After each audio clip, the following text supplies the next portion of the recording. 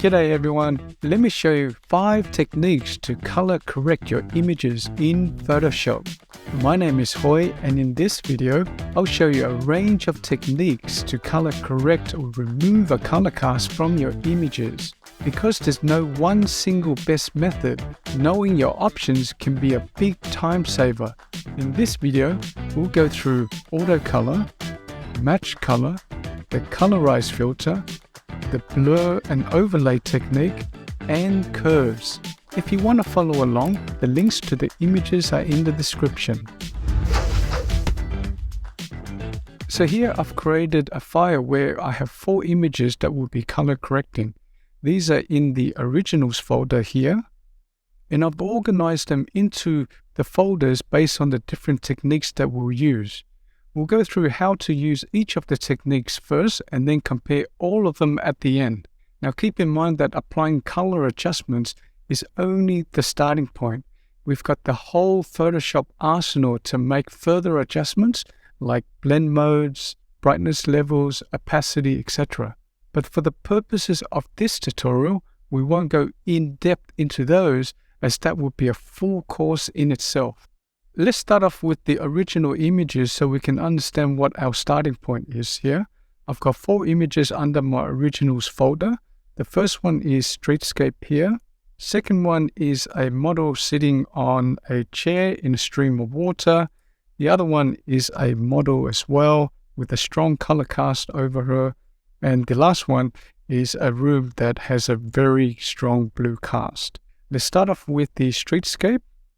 Now, I don't know about you, but when I first learning about color cast, the tutor would show an image and say, look at this red color cast, look at this blue color cast, and this picture has a green cast. And I'm sitting there thinking, well, I can't see any color cast. This picture looks fine to me. But luckily, as I got to do more photoshopping, I can pick up the color cast a bit quicker now. But if you need a more objective view and not just relying on your eyes to see the color cast, the great news is that there is a way to determine whether one color is dominating or not. And we do that via the info panel. So I've got my info panel here. If you don't have it, go to Window and just make sure that info is selected. What we're interested in the info panel on is the RGB values here. If I hover my cursor over an area that is grayish or mid-tone, you can see the RGB values here. So you can see R, which is red, is 116 values. The scale is from 0, which is black, all the way up to 255, which is white. So the R value, the red value, is 116 at the moment, where I've got my cursor. The G value, or the green value, is 130. And then the B value, the blue value, is 153.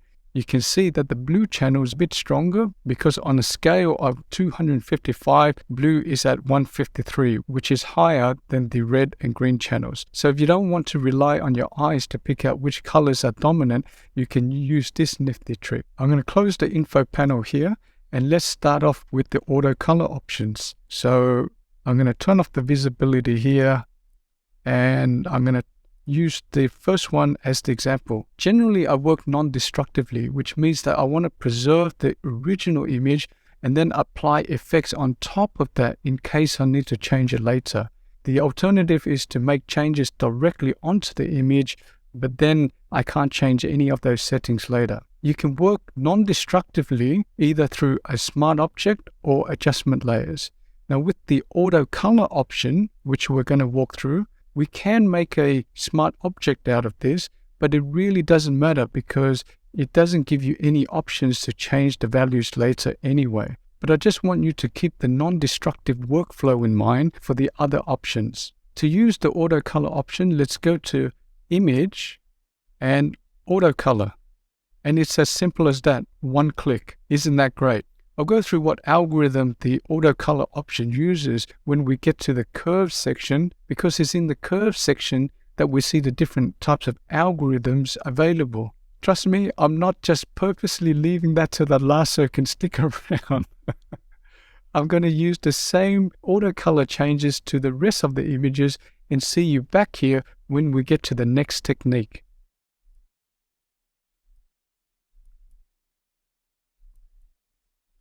If you wondered how I did that without going to the image menu option, there is a keyboard shortcut for auto color. That's Command, Shift, and B. Again, we'll first learn how to use each of the techniques first and then compare all of them at the end. So let's go to the next technique, which is match color. Now, thinking about working non-destructively, I would have liked to make this a smart object as well, but unfortunately, match color won't work if we have a smart object. So let's demonstrate that by right-clicking on the side here and then go up to Convert to Smart Object. The Smart Object icon will show here. Let's go to Image, Adjustments, and then you can see match color is grayed out.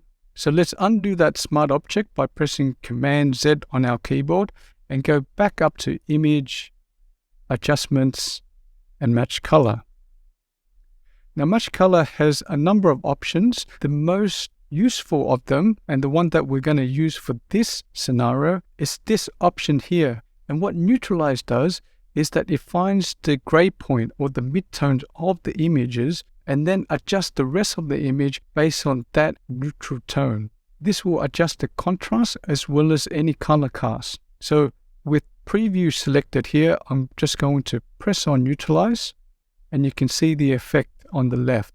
Without Neutralize, with Neutralize. There are several other options here, which I'll go through quickly. You can adjust the luminance or the brightness. Scrubbing it right will give us lighter. Left will be darker. I'm just going to reset that back to 100. And color intensity is like the saturation. Higher intensity will be higher saturated. Lower intensity will be lower saturation. Again, I'm going to reset that to 100. And fade is how much of the adjustments that you want to keep. So with a 0 fade, you're keeping all the effect. If I slide it to the right, I'm fading it so the original colors will come out. So if I go all the way to 100, this is original. So I don't want that. I want something like this. Or I can say, I don't want to fade the effect. I want 100% of the effect that we just made. I'm going to press OK here. And like the previous auto color example, I'll apply the match color adjustments to all the other 3 images.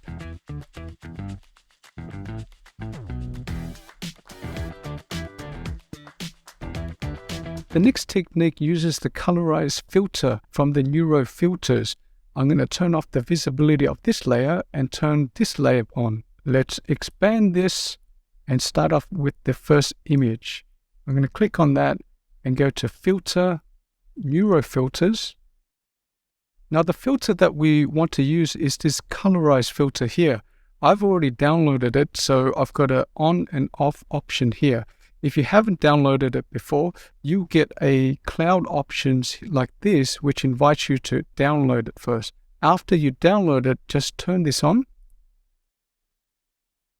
And this is what it's given us. Now, it doesn't work in all instances, as you can see here. There are adjustment sliders that you can use here, but we won't touch these. Again, we just want to see what the default options gives us.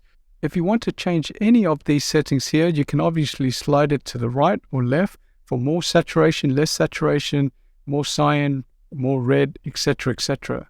This filter is generally used to colorize black and white photos, but it can also be used to correct colors. In this example, it hasn't done a great job, but I'm showing you this so you can see what options we have. Not all the images that you have will turn out like this. I'm going to output to a smart filter, which is basically a smart object. Now remember, a smart object allows you to change any of the settings after you've accepted it.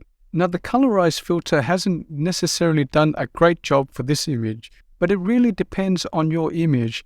So I'm going to use another image to demonstrate that it's not all useless using the Colorise filter. So I'm going to click on this model layer here and then go up to Filter, Neuro Filters, turn on my Colorise filter here. And this has done a much better job. You can see that the color of the model's face have turned into a more natural tan instead of the magenta glow that you can see on the right. It's not 100% perfect, so if I zoom in here, you can see that her nose is a little bit red here, and then her lipstick is not applied all the way through on her lips. But I'm showing you this just to highlight that depending on the type of images that you have, the Colorise filter can give you a good start, and then you have to do some more edits after that. So remember to output it as a smart filter to enable you to make any changes that you want afterwards, and press OK. As I said, the flexibility of the smart filters allows you to go back into the filter to make changes. And if that's what you want to do, all you need to do is double click on here, and then that will bring you back to the Neuro filters. I'm not going to make any further changes, so I'm just going to cancel out of that, and I'm going to make the same Colorise effect on the 2 remaining images.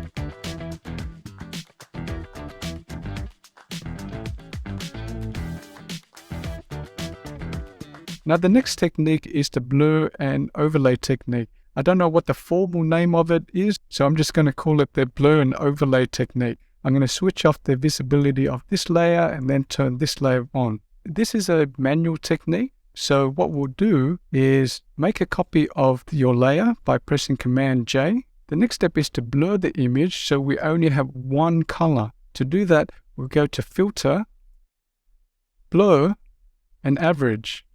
And what this does is averages the color of the entire image and then just reduces it down to one color. Now this color has got a skew towards the bluish color, which we already knew about. And what we're going to do now is invert this by pressing Command I on the keyboard and then changing the blend mode from normal to overlay. So this is before and this is after. Before, after. The reason why we inverted the duplicate layer is because we want to get rid of the overcast. So by inverting the color, we'll get the opposite of that bluish tinge average color that we had. And the reason why we use the overlay blend mode is because in areas that are darker than 50% gray, those areas will become darker. And in the areas that are brighter than 50% gray, those areas will become brighter. And the areas that are 50% gray exactly will not change at all. If we didn't invert this layer, and I'm going to simulate that by pressing Command I on my keyboard, you'll see that the layer exaggerates the blue color cast. So this is with it off, and then this is with the adjustment layer on. I'm going to invert that again by pressing Command I on my keyboard, and then apply the same adjustments to the other images.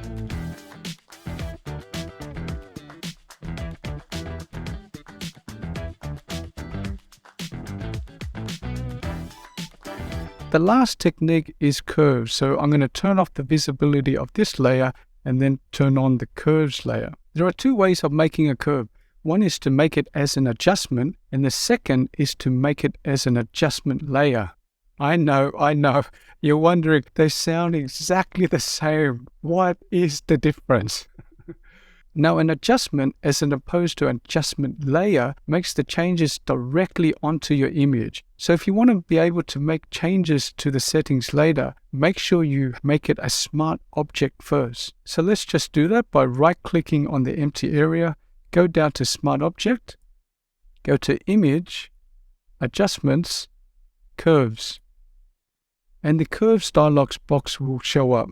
I'm going to cancel out of this and explain what an adjustment layer is. An adjustment layer is an adjustment that sits on top of your image and that gives you the option of changing your settings later without the need to make your image a smart object first. Therefore, I almost always use an adjustment layer. I'm going to undo the smart object that we had here by pressing Command Z on my keyboard. There are a few ways you can make a curves adjustment layer. One is that you can go to your adjustment panel here. If you don't have your adjustment panel, go to Window and then make sure that Adjustments is selected.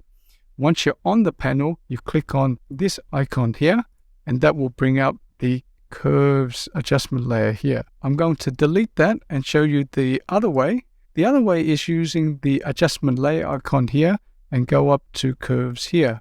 They both do the same thing. There's no right or wrong. As you can see, the curves adjustment layer sits on top of the image here. And what that means is that this curve, whatever adjustments that we make, will affect anything below it.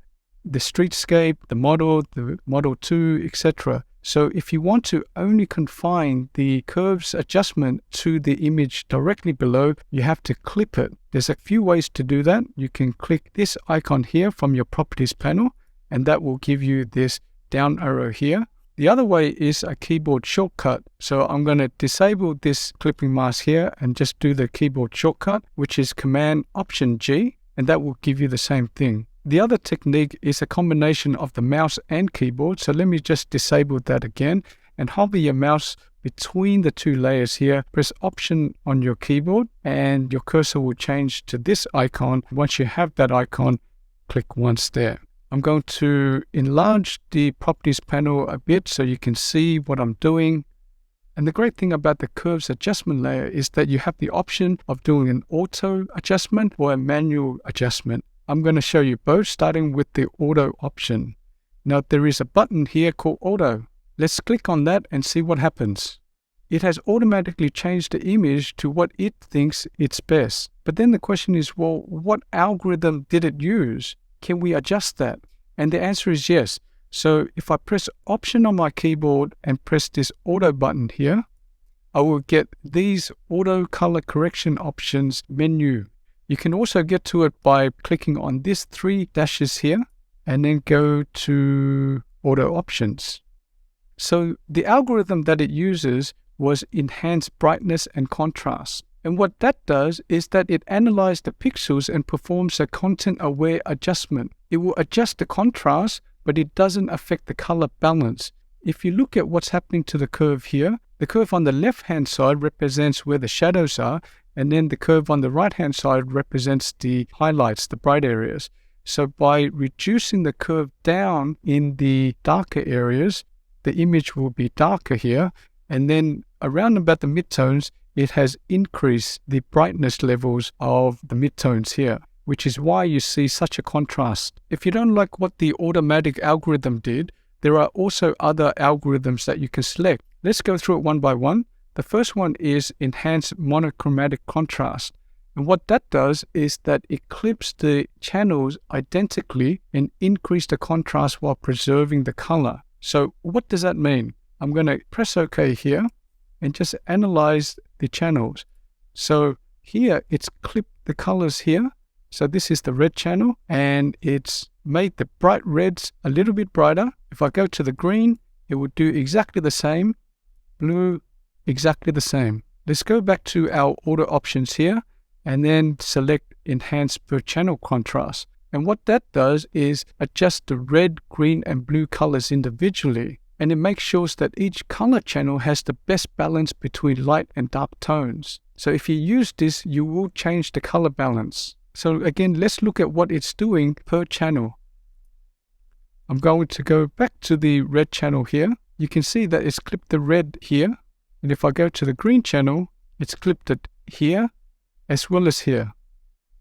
The blue, it's clipped it here as well as here. So for each channel, it's clipping it individually to find the best balance of light and dark. Again, let's go back to our auto options here and go to the last option here, which is find dark and light colors. And what this does is it analyzes the image to find the dark colors as well as the light colors, and then use these as the shadows and highlight colors. And this is the algorithm that auto color used that we've shown in the beginning of this video. See, I didn't forget to show you the algorithm that auto color uses. Now you might also remember that the match color had a neutralize option. This is similar to the snap neutral midtones here. So if I select that, just watch this image on the left here. And what that does is find the medium tones or the neutral tones of the image and then adjust the rest of the image based on that midtone. If you select this option, you adjust the contrast as well as correct any color cast. I'm going to press OK here. And that's the auto option using the curves adjustment layer. Now you also have the same auto options in the levels adjustment layer. So just to quickly show you, go to adjustments and levels and see you have the same auto options here. If I press option on my keyboard and press auto, you have exactly the same algorithms here. I don't need my levels adjustment layer here, so I'm going to trash that and go back to my curves adjustment layer by selecting the icon. Those are the automatic curves adjustment. There are also manual adjustments that you can make. You can go to the individual channels here and then adjust it individually. Moving the red up will give you more red. Moving it down will give it the complementary color, which is cyan. You can adjust each channel by just going into each channel and then just moving the points here. So clicking and then dragging up or down. And if you made a mistake, you can click and drag it off the curve, and then that will make the point disappear. What I want to show you is the manual way of using curves, because sometimes the automatic options, while it has done a good job as a starting point, you may want to tweak it. Now, these eyedroppers here represent the shadows, midtones, and highlights. So you can use these to determine what your darkest point is. So clicking on this, and then going to your image and looking at it and say, okay, this looks like the darkest point. So I'm going to click that. I'm going to go to my midtones here, clicking on that, and then selecting something like this. I'm going to use the highlight eyedropper and then clicking on something like here. Now, if you made a mistake or if you want to select another point, all you need to do is just keep clicking until you're happy with it. And that goes with the other eyedroppers. Now, there are more scientific ways of selecting your darkest point and your gray point, as well as your brightest pixels, but I'll leave that for another tutorial. But for the time being, know that you can either manually adjust the curve here or use the eyedropper tool to select your dark points, midtones, and then your highlights. And that's 5 techniques to color correct your images in Photoshop. Now let's compare the results that we have so far. I've already got a file that I set up earlier, so I'm going to click on that. And these are all the results that we've got from the auto color options, the match color, colorize, blur and overlay, and using curves. Now at a glance, there are some clear differences between the techniques. So if I look at Colorise, for example, it's totally destroyed the color of these 2 images here, but it's done a pretty good job of the model here. You can see that the model has got green shades in most of the images here, as well as the magenta shade. But in this image, it has returned the model's skin tones to a more natural shade of skin. With the blue room, you can see that most of the examples here kept the blue shade here, except for the match color option. Colorise didn't do a bad job. It did introduce some of the reds here. And with the model layer, there are different shades of redness in here. This one still retained its red hue, less so for match color. And Colorise totally changed the color profile of the picture. Blur overlay didn't do a bad job, and curves was pretty good as well. Comparing the first picture here, you've got different shades of cast here. So it just depends on the look that you're going for. Remember, the reason why we went through the 5 techniques to color correct things is not to highlight that one technique is superior than the others. It's just to say this is the range of techniques that you have in your arsenal. Some pictures will do better in different techniques and some less well. So now that you know these 5 techniques, you have more options depending on what style that you're going for, the picture that you have, etc. And also remember, the color correction techniques that are shown can be used on top of any other effects that you might use. For example, blend modes, the opacity levels, the brightness levels, etc. So for example, if you like this color here, but it's too dark, you can also increase the brightness levels using the levels adjustments or the curves adjustment layer. And that's 5 techniques to color correct your images in Photoshop. Thanks so much for watching. I hope you found this useful. As a small YouTuber who's just started out, I do everything from scratch, from coming up with the idea for the tutorial, from creating thumbnails and captions, etc., all of which takes time. So if you learned something new, please consider liking and subscribing and hitting the bell icon so you can get notified for when the next video is out.